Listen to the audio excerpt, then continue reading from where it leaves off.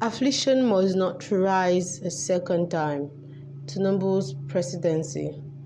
We always knew the day would come when former Lagos State Governor Bola Tinubu would declare his interest in running for president in a country where politics is about seizing power. His presidential ambition has been especially obsessive.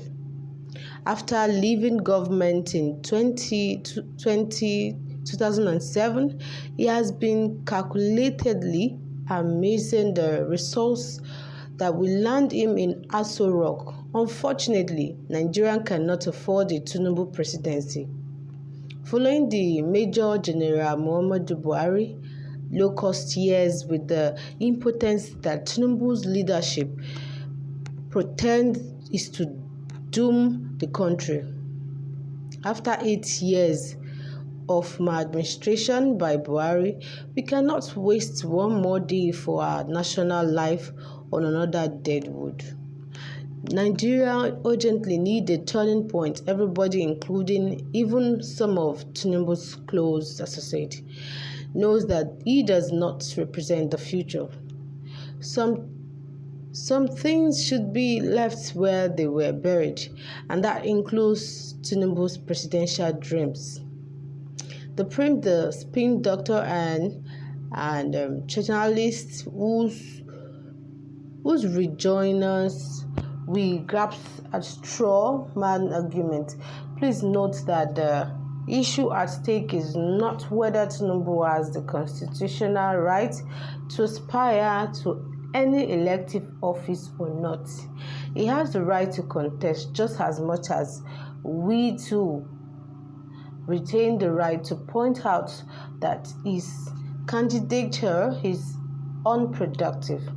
Contesting put him on the path to the presidency, and we owe it to ourselves to say, why is he awful for our democracy? We also know that he has not yet been convicted of any crime, especially criminal self-enrichment. Yet, it takes a high-grade ingenious to deny the heavy weight of his moral baggage. How does a man like that become president without societal first repudiating the very virtue of ethical vision, accountability, and the moral courage required to those who aspire to lead them? This is a man whose identity is shrouded in grievous falsehood. Everything about his personal is shady, from his parentage to his age and his educational history. His political career has been defined as an unflinching record of primitive accumulation of wealth and power. That is why, even without an observable source of livelihood, he could boast he was richer than the whole of Osun State. Not only has the destiny of Lagos resolved around him since 1999, but he has also plugged his immediate family members into power positions just so he can control governance resources at every level. Such a person in charge of the resources of the entire nation will build a pipeline from the national purse to his private pockets. When Tinubu's praise singers adulate him, they tend to base their worship of him on his ability to select meritorious candidates and plant them in key leadership positions.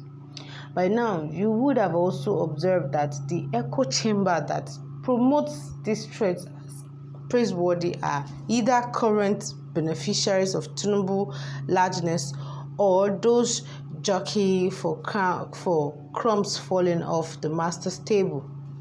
Why these lackeys constantly constantly. This point, it is about the most wordless argument anyone can offer in support of a candidate vying for the crucial office of the presidency. It is only a society where the people have lost perspective of what constitution excellence that celebrates a man who put his chronics into positions of authority. If anything, Tinubu's judgment on leadership selection is more than enough proof of his lack of managerial acumen. Beyond the self-serving quality of that argument, what else is there to this leadership? We would be better convincing if they highlighted the substantial result of his cadre of leaders he graciously implanted in key places. How well have these talented talents that Tinubu alone knows how to fish out of the Nigerian talent pond performed? In what distinct and discernible way have the quality of our Nigerian lives been improved because of this sagacity? Merely handling our political appointment to cronies cannot and should not be all there is to leadership. Really, how does anyone look at the condition of existence in Nigeria, especially Lagos State, and insist they have a functional leadership class in place? Perhaps the better question is what degree of myopic it takes for anyone to look at Lagos State, a hellish mega slum lacking modern infrastructure, and still conclude that the appointment of its managers were based on any administrative insight.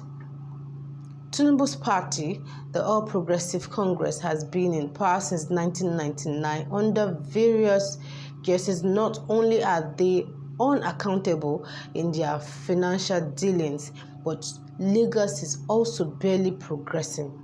What exactly have they achieved in all the years of their rulership of that state beyond empty propaganda?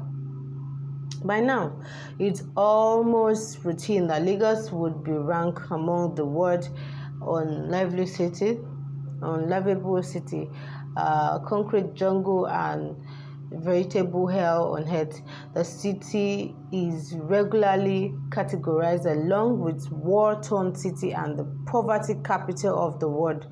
So what is the fuse about Tinubu's leadership? School, when its products have not even managed Lagos successfully. What have we gained in the universal basic of housing, health, nourishment, education, and urban infrastructure? How have Lagosians' life improved that testify to the quality of leadership he has produced? The failure of Lagos to live up to its potential should be a thing of shame for the city administrators, not occasions for vain magnification. Meanwhile, in the similar stretch of time that Lagos entered one man's pocket, the founding father of places like the United Arab Emirates advanced their society from barren desert into modern city. China pulled hundreds of millions out of poverty, and Singapore transitioned from a backwater into a modern society. All of this happened, but even the basics of urban engineering continued to elude Lagos. So what is the noise of the magic of Tinubu's leadership all about when he did not achieve a feat comparable with what his counterpart else accomplished? Our people have become so blinded by mediocrity that that passes of for Lagos is what they deem administrative success. Those who believe that Tinubu has a peculiar skill for selecting why leaders should at least account for the prudence of fostering a crassly incompetent leader like Buhari. Not once but twice, Buhari turned out to be a disaster during the first term, but Tinubu promoted him for a second term.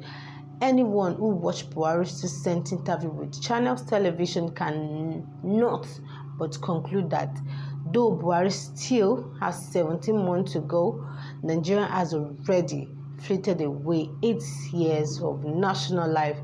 We have been plagued with possibly the most incompetent and the most sociopathic leader in national history. In 2015, Buhari was hardly a promising candidate, but things were not supposed to be this bad. The man did not solve any problem, but in fact worsened everything with his impotence and sadistic arrogance. We saw the massive disgust that crossed Buhari's face when his interviewers, Maokpe Ogun and Seun Okinbaloye, read out the statistics of his failure to him. He could not refute them beyond saying that he was not sure the figures were correct. He oversaw his own regime would not have counted with facts and figures that showed how much he had improved the country. That was the leader Tinubu helped install twice, and we all supposed to trust his judgment again? No. Yoruba elders are quite right that they observe that nobody deceives another person into having sexual relations with them more than once. If that deceiver succeeds a second time, it could only be because the victim consented. After the monumental disaster called Buhari, Nigeria cannot afford another leader whose driving motivation for the presidency is to merely fulfill a lifelong dream. Tinubu has a right to pursue his ambition, but not at the expense of poor and long-suffering Nigerians already counting down to days when Buhari nuisance will be escorted out of the Aso Rock. The 2023 election should be a turning point. Recruiting another bumbler as president jeopardizes their chances. We can all agree that Nigerians deserve better than a candidate without a variable record of administrative success beyond the cheap propaganda retailed in the media and parroted by those who do not listen to their own thoughts before mouthing them. Another Buhari, Nigerian plugged badly on every index of social progress and national development. Buhari's atrocious presidency has been an affliction tantamount to divine punishment. We have suffered after Buhari's presidency. That affliction of leadership must not rise a second time. Thank you for listening. Thank you for joining us. Please subscribe to our channel and to get more updates.